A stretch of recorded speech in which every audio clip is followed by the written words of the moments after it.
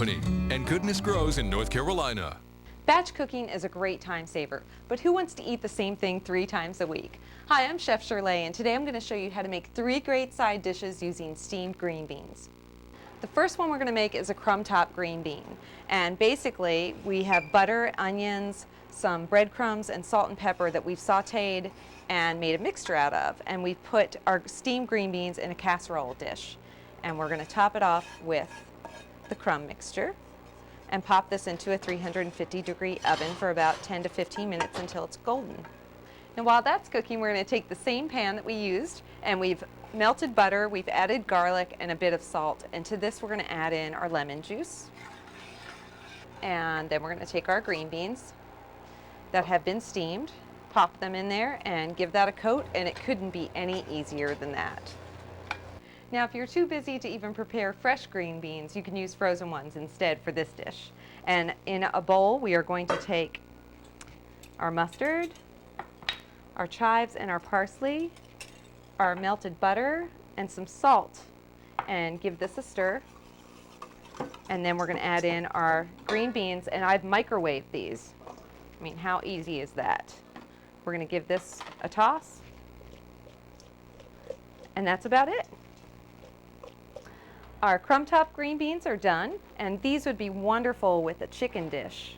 And over here we have our chive and mustard, which would be awesome with pork, and our lemon garlic green beans, which would be fantastic with fish. And that's 3 quick and easy recipes for your Carolina Cookbook. Try them today. I'm Chef Shirle. Pumpkin stew.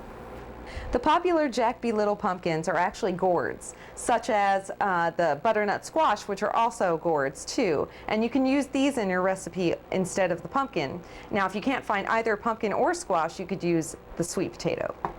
To prepare our pumpkin, we're going to first take our pumpkin and cut it in half, and we're going to scoop out all the seeds inside. Next, we're going to take our pumpkins and lay them facing down and take our knife and start cutting away the rind of the pumpkin. Once we get that done, then we're going to cut our pumpkin into small chunks. We have an onion that's been sauteing for about 7 minutes, and to that we're going to add in our ginger and our garlic, simmering up. Our chili peppers, cinnamon and cumin, some brown sugar, and we are going to stir all this up and then add our pumpkin. Make sure you coat it with our spice mixture, and that really smells so good. Then we're going to add in our water.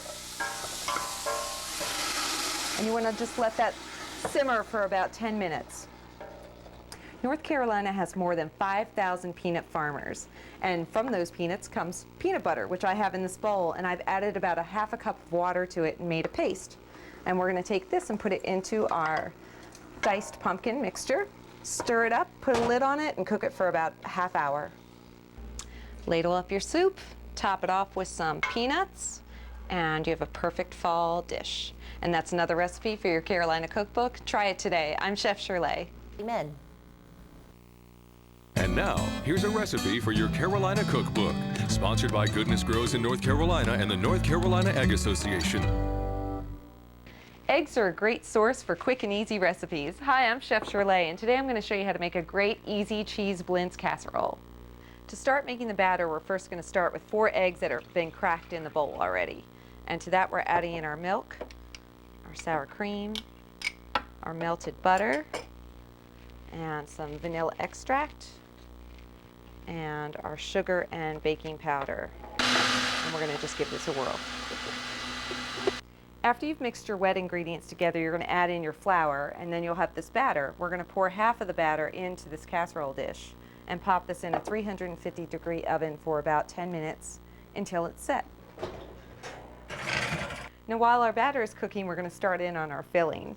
And I have 16 ounces of farmer's cheese, which you can usually find in the dairy section of the grocery store. And to that, I'm going to add in our ricotta cheese, our sugar, and our lemon juice. And also, we're going to add in 2 more eggs. And eggs are one of the best sources of protein, and they're only 75 calories per egg. The base is set, and we're going to put our filling on top. Now, blintzes are a traditional Jewish dish, and they're usually made like crepes where you have a filling inside, but we're doing this casserole style so that way it's just easier to serve. Now we're going to put our batter on top, completely cover it, and then we're going to put this back in the oven for 35 to 40 minutes to let it completely bake. I've made my portions a little large because I have to feed my cameraman Mo. Now you can make your portions any size you'd like. I'm going to top this off with some applesauce and some sour cream, and this is just wonderful. Here you go.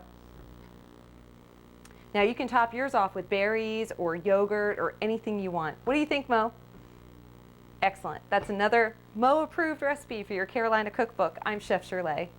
For your Carolina Cookbook, sponsored by Goodness Grows in North Carolina and the North Carolina Egg Association. I lived in Spain for about a year, and one of my favorite dishes was Huevos A la Flamenca. Hi, I'm Chef Shirle, and today I'm going to show you how to make exactly that. In a pan, I already have sauteing tomatoes, onions, peppers, and garlic. And when your mixture looks like this and it's kind of wilted, you're going to add in your chorizo and your ham. Now, chorizo is a Mexican or Spanish sausage. If you can't find it in the grocery store, you could use any kind of sausage you'd like. And just give this a stir and mix it in. I filled 2 oven-safe bowls with our mixture that was sauteing. Now, if you don't have any oven-safe bowls, you could use a casserole dish and just break a bunch of eggs on it. But here we're just putting 1, and I'm going to top this one off with another egg. Next, we're going to put these in a 350-degree oven for about 15 minutes. Now, I like my eggs a bit hard. If you don't like yours hard, just put them in for about 10 minutes. While our huevos are cooking, I'm going to bring us back to America and show you what I eat for breakfast every single morning. I take a little Tupperware container, I spray it down with some spray oil, and then I take an egg or 2 and separate them from the yolk. Now you can use the yolk if you want, but it's less calories. We're going to then pop this in the microwave for about 1.5 minutes until it's set. Did you know that there are 69 different nutrients in every egg, which is why I eat them every single day? Now we're just going to sprinkle some cheese on here, pop it in the microwave for another minute, and then we'll put it on a low-carb tortilla. You could even put it on toast if you wanted. Our huevos a la flamenca are done, and we're just going to put these on a plate, grab a fork, and dig in. And that's a Spanish recipe for your Carolina Cookbook. I'm Chef Shirle. Try it today. And now, here's a recipe for your Carolina Cookbook, sponsored by Goodness Grows in North Carolina and the North Carolina Egg Association. The great thing about quiche is that you can put anything you want in it. Hi, I'm Chef Shirle, and today I'm going to show you how to make a wonderful caramelized onion, spinach, and bacon quiche. The first thing we're going to do is add some sour cream to our dried spinach and our shallots, and we're going to give this a spin here.